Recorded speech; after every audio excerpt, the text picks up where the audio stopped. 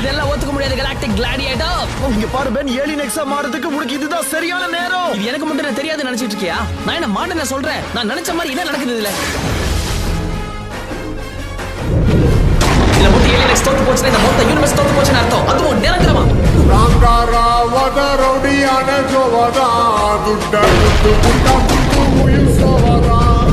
இப்படி ஒரு celestial Xavier இதுக்கு முன்னாடி பார்த்தது கிடையாது. அவன் நடத்துற தாக்குதலை பார்த்தா ஏலியன் எக்ஸ் சீக்கிரம் அழிஞ்சிடும்.